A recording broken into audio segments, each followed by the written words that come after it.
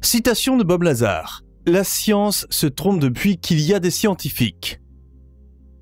Bob Lazar a vu la zone 51 de l'intérieur. Aujourd'hui, le divulgateur d'OVNI révèle un dernier secret. Les extraterrestres n'ont jamais quitté la planète. Si tu crois Lazar, la NASA et le Pentagone connaissent depuis longtemps l'existence de technologies et de civilisations extraterrestres. Mais ce savoir nous a été caché. Dans les années 1980, Lazar a travaillé dans un centre d'essai top secret où il a construit des soucoupes volantes. Selon lui, la clé du voyage dans l'espace-temps est un mystérieux élément 115.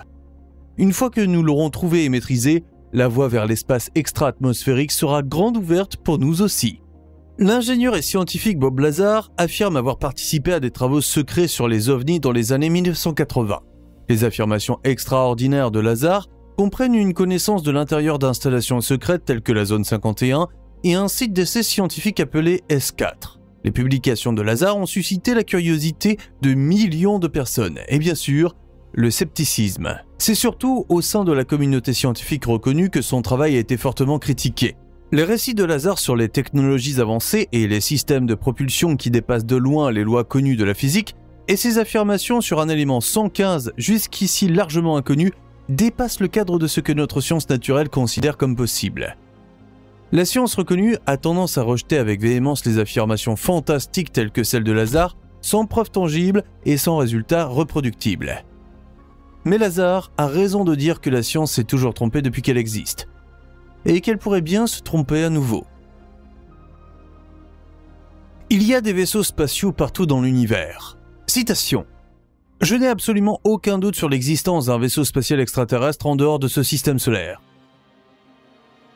On dirait quelque chose sorti d'un thriller de science-fiction. Bob Lazar affirme avoir travaillé avec des technologies extraterrestres dans des ateliers secrets pendant des années. Son lieu de travail était l'installation super secrète portant le simple nom de S4, qui serait très proche de la légendaire zone 51.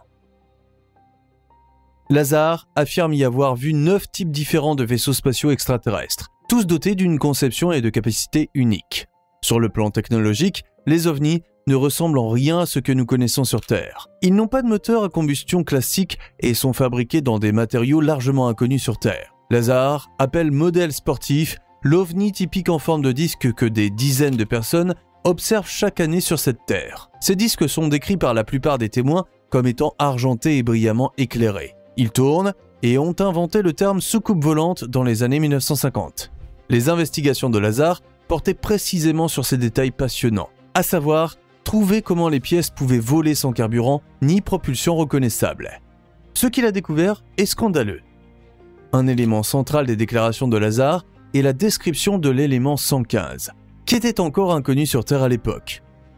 Cette substance est capable de générer un champ antigravitationnel. Dans un test clair, cela signifie vaincre les lois de la gravité et donc rompre avec un élément central de la physique newtonienne. Cette technologie, une fois parfaitement comprise et reproduite par nous, les humains, pourrait non seulement révolutionner les voyages dans l'espace, mais aussi changer à jamais toute notre compréhension de la physique et de l'énergie. Au cours de son travail, Lazar a théorisé les technologies qui alimentent ces vaisseaux spatiaux. Il s'est rendu compte que les voyages plus rapides que la lumière ou la manipulation de l'espace-temps ne posent aucun problème aux êtres qui maîtrisent cette technologie. On peut supposer que les membres de ces civilisations surmontent de longues distances dans leur soucoupe volante à l'aide de technologies que nous n'avons pas encore percées. L'antigravité et les courbures de l'espace-temps sont en substance la solution à ce que nous connaissons par la science-fiction sous le nom de moteur warp. Pendant la période d'activité de Lazar, cependant, il n'était prétendument pas possible de faire voler des ovnis et de copier réellement des technologies. Mais si l'on en croit d'autres témoins, l'armée américaine y travaille encore aujourd'hui. Pourquoi le gouvernement le cache-t-il ? Citation. Il est ridicule que le gouvernement continue de cacher des informations qui pourraient changer l'avenir social, technologique et économique du monde. Dans ses livres et ses discours, l'UFO Leaker a souligné à plusieurs reprises et avec enthousiasme qu'il est incompréhensible que le gouvernement américain et d'autres gouvernements dans le monde retiennent leurs connaissances sur les ovnis et les technologies extraterrestres. Imaginez à quel point notre monde changerait si nous savions que nos idées sur la physique ne sont qu'une partie de la vérité. Les chercheurs qui aujourd'hui se creusent les méninges avec des formules ou tentent laborieusement de trouver des moyens de rendre les voyages spatiaux de plus en plus difficiles, pourraient avoir accès à de nouvelles technologies et à de nouveaux matériaux. Mais il n'y a pas que la science et les voyages dans l'espace qui pourraient en bénéficier. Nous polluons notre planète avec les résidus des moteurs à combustion et l'industrie fonctionne probablement aussi à l'âge de pierre par rapport aux technologies extraterrestres. Pourquoi diable les hommes politiques dissimulent-ils leurs connaissances et prétendent-ils qu'il n'y a pas d'ovnis, de technologie ou d'extraterrestres? Une réponse passionnante à cette question a été apportée au cours de l'été 2023, lorsque le divulgateur militaire David Grusch a imposé une audition devant le Congrès américain. Grusch a lui-même été enquêteur dans une unité militaire d'investigation sur les ovnis pendant de nombreuses années. Il était censé enquêter sur les observations d'ovnis dans tout le pays, mais Grusch a ensuite découvert que son travail n'était qu'un faux. Une unité militaire secrète travaillait derrière lui, faisant disparaître les ovnis écrasés et toutes les preuves liées aux découvertes avant l'arrivée des enquêteurs officiels.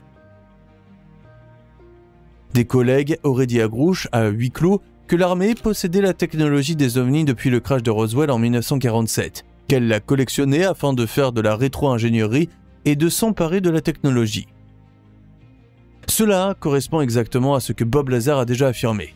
Dans le contexte de l'audition, il a été dit à plusieurs reprises que le gouvernement ne partage pas ses connaissances parce que l'armée veut s'assurer les technologies avant tout le monde et ainsi étendre la supériorité militaire des États-Unis. Il ne s'agit donc pas de progrès pour tout le monde, mais de pouvoir et de machinations secrètes.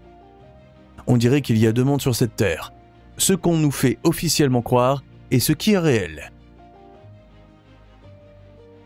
Lazar lui-même a construit des ovnis. Citation.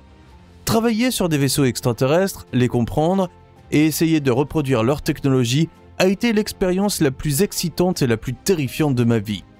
Cela semble à la fois excitant et terrifiant lorsque Bob Lazar décrit son travail au centre de recherche S4. Travailler entre ces deux mondes a fait des ravages et il a souvent douté de ce qui était réel et de ce qui ne l'était pas. La possibilité d'étudier et de déchiffrer des technologies bien au-delà de la compréhension humaine actuelle lui offrait une occasion unique de repousser les limites de la science. Selon Lazar, son travail consistait notamment à essayer de comprendre le fonctionnement des systèmes de propulsion du vaisseau spatial. Le système de propulsion, rendu possible par l'élément 115, était un point clé. Lazar était fasciné de faire partie d'un projet aussi secret et révolutionnaire, mais en même temps, ce qu'il voyait et faisait au quotidien l'effrayait également. Les conséquences possibles de ces technologies, les bons côtés comme les risques potentiels, ont souvent poussé les scientifiques à ces limites émotionnelles. Citation. « Je ne suis pas un fanatique des ovnis.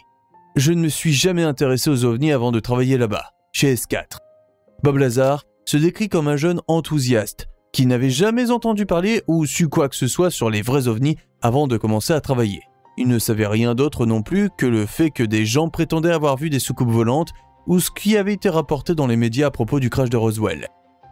Au début, l'ambition scientifique et la carrière de Lazar passaient avant tout. Ce n'est qu'avec le temps qu'il a commencé à avoir des doutes et qu'il s'est rendu compte de la nature explosive de son travail. Après avoir quitté le S4, Lazar a assisté à des conventions d'ufologistes et s'est entretenu avec d'autres décrocheurs. La vérité sur l'élément 115. L'élément 115, l'élément stable, est ce qui est utilisé et oui, il crée un champ gravitationnel. Maintenant, tu te demandes sûrement ce qu'est réellement le mystérieux élément 115 et d'où il vient. Lazar décrit l'élément 115 ou moscovium comme un élément stable qui est la source d'énergie et la pièce maîtresse des systèmes de propulsion de tous les vaisseaux spatiaux extraterrestres actuellement connus.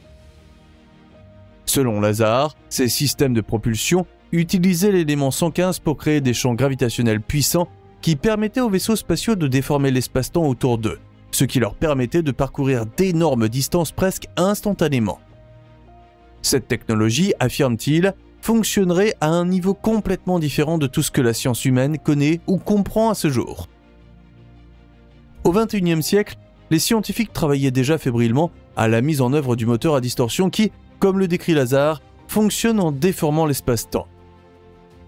Les distances ne sont pas parcourues à travers l'espace tridimensionnel que nous voyons, mais via les plis de l'espace-temps et en principe via les dimensions inférieures ou supérieures. Cependant, nos scientifiques n'ont jusqu'à présent pas réussi à répondre à la question de savoir Comment nous pouvons générer l'énergie nécessaire à cette distorsion de l'espace-temps? C'est là que nous nous heurtons aux limites de la physique newtonienne et des équations de la relativité d'Einstein. Selon ces modèles physiques, le besoin en énergie irait jusqu'à l'infini. L'idée qu'un élément stable et lourd comme l'élément 115 puisse provoquer des effets physiques aussi fondamentaux provoque de nombreux scientifiques. Cependant, il y a quelques années, la preuve de l'existence de l'élément mystérieux a été apportée. Des scientifiques ont réussi à produire du moscovium de manière synthétique pour la première fois en 2003. Cependant, il était extrêmement instable et se désintégrait en quelques millisecondes. Apparemment, les extraterrestres ont un autre tour dans leur sac que nous ne comprenons pas encore. Bob Lazar, Bob Dean et Ingo Swann. Citation. « Je n'ai vu que ce que j'ai vu. Je n'ai fait que ce que j'ai fait. » Bob Lazar n'est pas le seul à prétendre avoir des connaissances sur les technologies des ovnis et les extraterrestres. Le scientifique américain Bob Dean a servi à l'OTAN pendant 6 ans et affirme avoir découvert que le gouvernement et l'armée américains ont connaissance de 9 espèces extraterrestres. 3 autres espèces auraient été ajoutées par la suite. Bob Dean affirme que ces êtres sont actifs sur la Terre elle-même, dans son environnement comme sur la Lune, et tout le système solaire. Certains d'entre eux nous ressemblent, d'autres existent dans des dimensions complètement différentes et ne nous sont pas du tout visibles ou seulement partiellement. Le médium américain Ingo Swann est un autre témoin impressionnant d'une activité extraterrestre bien réelle dans notre système solaire. Ce voyant a travaillé intensivement avec des scientifiques et des militaires sur différents projets dans les années 1960 et 1970. Swann était un spécialiste du remote viewing, une technique par laquelle des personnes extraordinairement douées dirigent leur regard spirituel vers des lieux éloignés. Swann a scanné Jupiter de cette manière bien avant qu'une sonde n'atteigne la planète pour la première fois, et plus tard, il aurait vu des extraterrestres sur la Lune dans le cadre d'un projet secret.